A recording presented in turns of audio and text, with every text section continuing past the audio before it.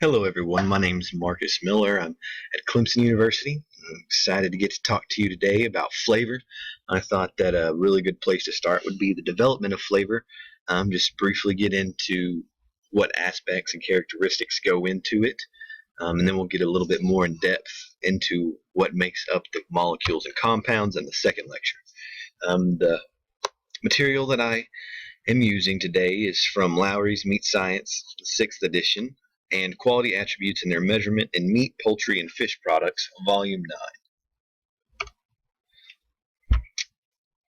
Flavor. So flavor is a very complex thing to describe because there's so many different things that go into it. Meat flavor resides in the water-soluble fraction. Early studies way back into the early 40s and 50s showed that. But we found out that species-specific flavors are in the lipid fraction. That would make sense if you think about the oils that you smell on sheep, the lanolin, and those types of things, as well as the specific differences between certain grass-fed beef and grain-fed beefs. So the primary flavor impactors are the taste, temperature, pH, and the odor. So of these, the most important is going to be odor. We don't think about it too much whenever we're eating. We'd obviously think that taste is going to be by far the most important. However, it's the second most important. Temperature and pH are quite a bit behind these other two in terms of their impact, but they still have a noticeable difference whenever they're not in line. So we'll start with taste. The primary taste sensations are bitter, sweet, sour, saline, and umami. So umami is the newest one. Of course, we all know and have heard about this if you're in the meats world. The Japanese, I believe, are the ones that discovered this, and they have it as a savory quality of MSG. I'm actually a trained sensory panelist for about 3 different organizations. I was trained by Tyson. I was trained at Texas Tech University, where I received my undergraduate, and I was actually trained in Australia. And in each one of those, they all have a umami training specifically so you can learn to identify the umami flavor. Because while it's not overwhelming, it is most certainly there, in my opinion. The secondary tastes that we associate with flavor are metallic, alkaline, and acidic, with metallic being very strongly present in raw meat. When we look at beef and lamb, we see a bit more of that taste than we do so in pork. That's simply due to the amount of iron present in those two. So moving to temperature, we look at the storage. So storage is going to have a huge impact on how the flavor develops. So there's a gradual loss of flavor in normal refrigerator storage. It's mainly due to the loss of the volatile compounds. So we can't contain those compounds unless we have them in a state without oxygen. They tend to evaporate quickly. I think it was a week there was a huge change in flavor. Now, it's not necessarily a bad loss because we do know about aging and how that affects flavor as well. Microbial growth is going to factor in terms of spoilage, and the spoilage that can occur can lead to off odors and flavors. So it's very important to keep it below the 40 degrees threshold. Wax store meat actually closer to 30 degrees, so 2 degrees above the freezing point at 28. It's very important. So the free fatty acids that are present tend to accelerate the rancidity, and we'll get more in depth into those here in a little while. So we'll also have to take into account that ultimate pH is a factor in the microbial growth. We've talked a little bit about the ultimate pH of meat. It typically needs to be at 5.7 is where we're looking for it to end up, and that will be perfect for the lactobacillus bacteria to generate enough lactic acid to restrict microbial growth a bit. High temperature storage, 20 degrees Celsius, in vacuum packaging, it breaks down the protein, and a very serious thing that can happen is a huge turnoff in terms of sensory aspects is bone taint. So anything that has a bone in there, you can have bacteria that get trapped down in those deep crevices. So the microbes rapidly rapidly produce a rancid flavor. Um, Bone taint has a flavor that's all its own. I've only had to taste it once, thank goodness, but it was very, very bad. Dehydration, so freeze drying and irradiation. I kind of lumped these three together. They have similar characteristics whenever they're in storage. So they are all more susceptible to oxidative rancidity. They develop a mealy, paint-like odor, and the absence of oxygen can lead to a bitter taste. So this actually ties right in with aging. So the aging aspect has two main factors that play here. We have dry aging, which we've talked about, and it's expensive. The moisture loss concentrates the flavor, so we lose all that water. Concentrates the flavor, also reduces the microbial growth that we have on the inside, at least. The outside is obviously going to be covered in mold and has to be cut off and thrown away. The wet aging, which is done in the absence of the oxygen, can create a sour-like flavor if not careful. I've known people to describe it as slightly acidic, and they said their tongue tingles occasionally. We aged select strip loins 90 days at Texas Tech whenever I was there. We tried those out for our prime rib, actually, and they worked really well. The problem that we encountered was that whenever we didn't cook them to at least 150 degrees, people tended to complain slightly about the flavor. So I think that wet aging might have factored into it and kind of thrown a little off flavors at them. Cooking is obviously a huge part of temperature. Develops desirable taste and odor, and is going to be the main factor in contributing to flavor and developing the odors. So raw muscle is bland. It's got a sweet, salty taste. We've all tasted that bloody taste a little bit, and hopefully, if you don't eat your steaks well done, you can get the improved flavor that's medium rare to medium steak. So the Maillard reaction is what develops when we're cooking. Louis Maillard in 1912 decided to investigate cooking, and he came up with the fact that amino acids heated in the presence of sugars develop volatile compounds and flavors that are passed on to the consumer, and we're able to actually detect those both through our nasal cavity and our taste buds. So we get a difold effect. A fun fact: it's being investigated now that taste buds in the stomach actually contribute to our perception of flavor. So that's something I'm not going to talk a whole lot about because it's still extremely new. I just wanted to mention that so everybody kind of knows what's going on at that point. Pressure cooking is another type of cooking. Not many people do it really, but it does bring the internal temp of the meat above 100 degrees Celsius, which leads to a more developed flavor compounds because of those reactions that are happening at that high degree. So I've actually never experienced a pressure cooked steak or anything like that, but I'm very interested to go back now that I've been able to see this and find this in the literature and try it out. Grilling's what most of us love to do. So whether you're smoking or whether you're using an open fire or gas grill, I personally have a Traeger pellet grill that I was fortunate enough to receive as a wedding gift. The wood grill part of it is very nice because it produces more flavor compounds. So the wood itself actually has volatiles in there that when burned are released and go up and mingle with the product that's being cooked. At the same time, the juices from what's being cooked drips down, can drip down onto the coals if you're using like an open coal, open flame fire, and those produce another assortment of volatiles that mix and develop that delicious smoky meat flavor. So the gas flat top grill aspect of it, you can get a more intense species flavor. So if you really love lamb, you can use grass and you can concentrate that flavor and get a really lamby flavor.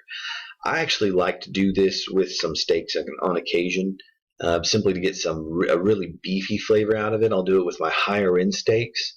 So my primes I usually cook on my gas grill, or I'll pan sear them and do it in the restaurant. Like they pan sear really quick on each side, and then they put it in the oven for just a little bit to get it nice and juicy. Put just a little slice of butter on top, and it's delicious.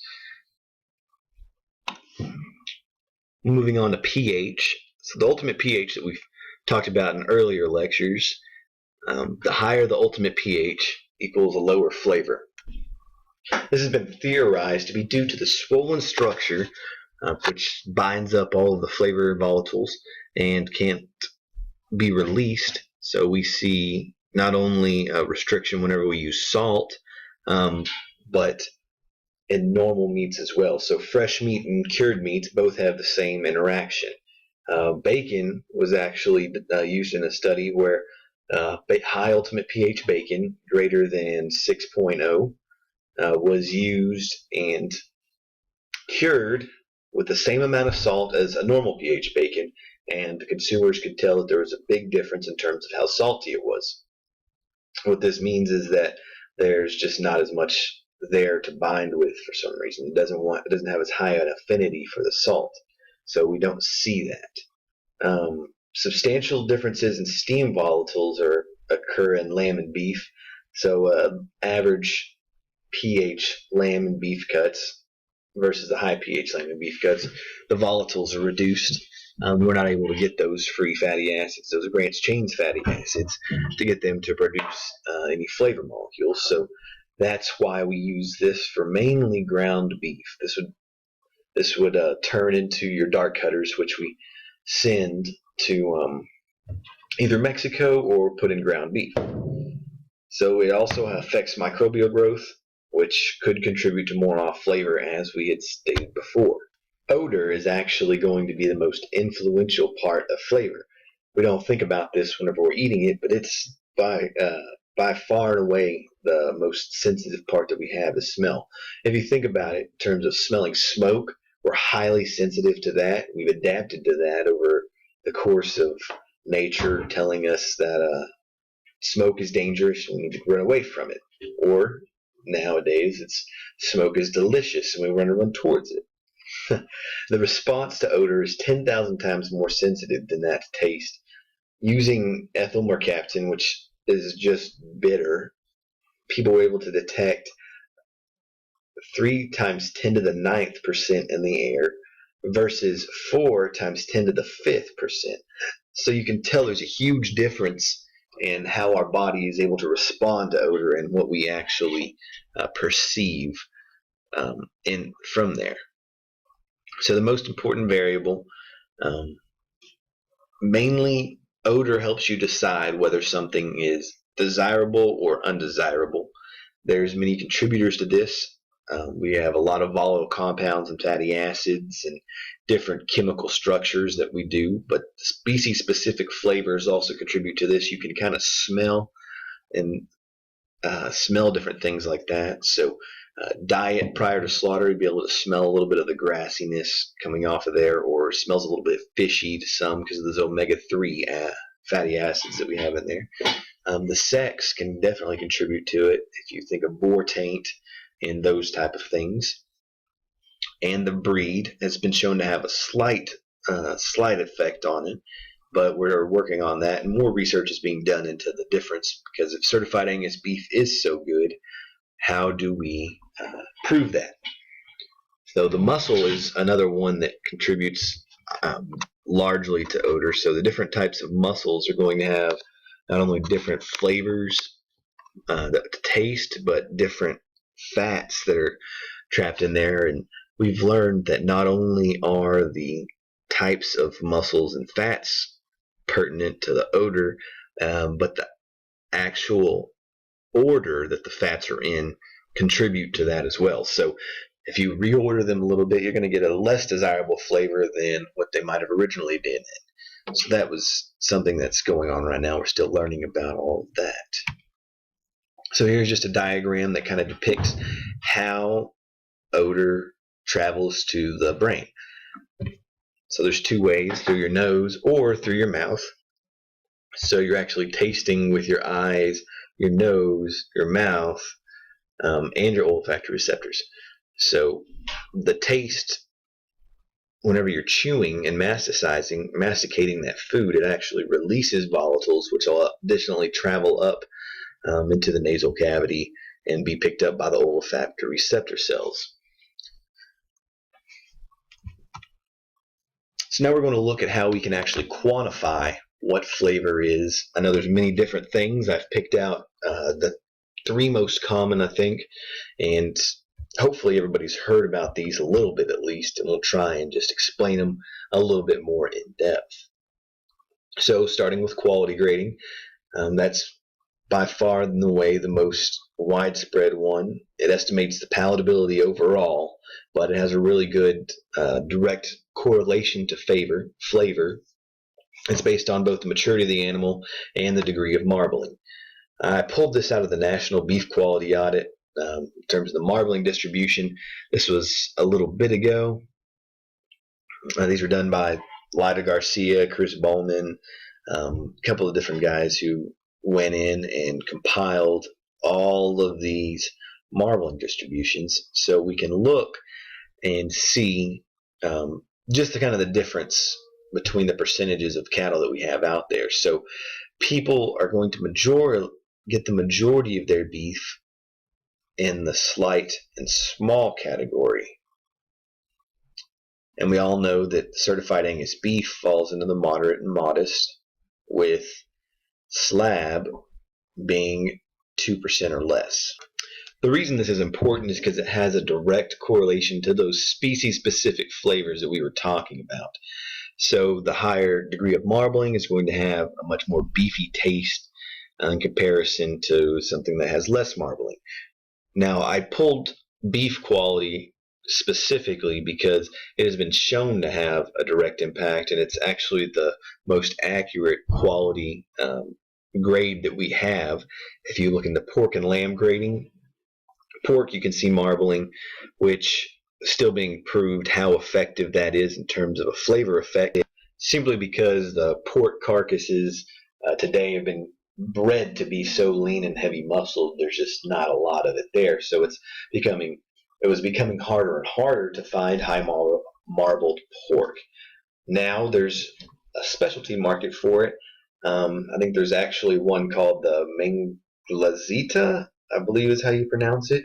It's a Hungarian breed. It's actually a hairy pig, but it's called the Kobe beef of pork. And I haven't had any of that yet, but I'm certainly interested to try it and see what it tastes like. So we'll look at some instrumental analysis now. Gas chromatography, so we have GC and then GCMS, which is gas chromatography with the mass spectrometry. It's the most common type of volatile analysis. I know that we use it almost exclusively. We actually use the GCMS a little bit less, and we just use the actual GC right now. Separations occurs as the result of unique equilibria established between solutes in the stationary phase, so the GC column, and it's pushed through there by an inert gas. It's pushed through the column by an inert gas, usually nitrogen or helium. Carries a solute through the column, and that'll help. The column actually helps separate out the different particles. Now, if you add the mass spectrometry to it, or the mass spec to it, it'll actually get some additional information in terms of the molecular weight, elemental composition. You can get the low molecular weights with a high resolution instrument, which we actually have one of those, and we'll start using that relatively soon again. So I'm pretty excited to get to play around with that. We'll actually get to see some of the structural info. So if you're looking to really get into depth, that seems to be a very nice way, a very good way to do that, and it's commonly accepted around the scientific industry. So whenever you do this, you first have to extract the compounds. Here's a couple ways to do that. You go through that with steam distillation, solvent extraction, headspace gas analysis, which we actually done with some of our consumer panels recently. We've taken cooked pieces of meat and put them into the containers as soon as we finished cooking them, and allowed that headspace gas to build up before extracting for analyzing. Supercritical fluid extraction, sample injection, that's something that takes a little bit more of an advanced machine to do. Column oven detectors and sniffer port analysis are all some things that require additional components and for the GC in order for it to analyze that. Then we have HPLC, or high performance liquid chromatography. So that this kind of relies on hydrophobic or non-hydrophobic reactions. So liquid chromatography is a separation technique. You inject small volume of liquid in a tube, and that tube has porous particles in there, which is your stationary phase, and that allows the components to be transported by the column by a liquid. It's moved by gravity, so it goes to the top and comes back down. And now it is called flash chromatography. So the components are separated by the column packing. So you can get different columns and different size columns and use those with this. The separated components are collected at the exit and identified by an external measurement technique, such as a spectrophotometer. So you still get the same result as the GC in terms of what you're able to analyze. You just might not be able to go as in depth into the analyzation or the data that you're going to receive at it, especially with GCMS. At least that's been my experience as an undergraduate. I might not have had all of the bells and whistles because I was an undergraduate. So that's my knowledge on the HPLC so far. Now we move on to panels, which I think are instrumental in how we as scientists, especially meat scientists, can look at fields of where to go. So there are two main types of panels, the untrained and the trained. So we'll look at the untrained. They're actually the consumer panels where you round up everyday average people from hopefully diversified backgrounds if you're doing it right, and you see exactly what they think about the meat. So people have many different perceptions. For example, Australians believe that they loved grass-fed beef the most. We did a simple sensory panel taste test with them, compared a couple thousand consumers from Australia versus a couple thousand consumers from right inside Texas, and we used Australian beef, the grass-fed, which they actually grain finished for about 30 days or 60 days. We used their beef and our beef, and we compared it to find out what they were actually thinking, not what they thought that they liked, but what they actually liked. And we, surprise, surprise, came to find out that they liked the higher marbled grain-fed beef of America versus the grass-fed grain-finished beef in Australia. You can talk to consumers from France where they think that the best beef that you can get is a 7-year-old dairy cow that your local butcher has gone down the street and bought. So it's actually interesting to see what consumers actually want. It kind of goes to show you what marketing has done to the whole buying world.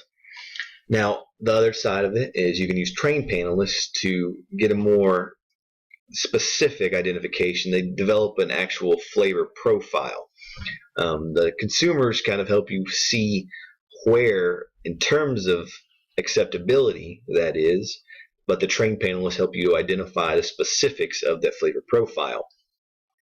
So they work on the amplitude, not the amplitude. I apologize about that. That's defined as the overall impression of everything included in aroma and flavor, or the blend of balance of the individual flavors. So they're able to take and see not only the degree or intensity of a flavor, but they're also able to separate those into their individual components with descriptors that they are given, and identify where that flavor or aroma falls within those descriptors. So they're handy in determining off flavors especially. So that'll kind of wrap up our first lecture. And when we come back, we'll talk a little bit more about the flavor compounds individually and the different categories they're in.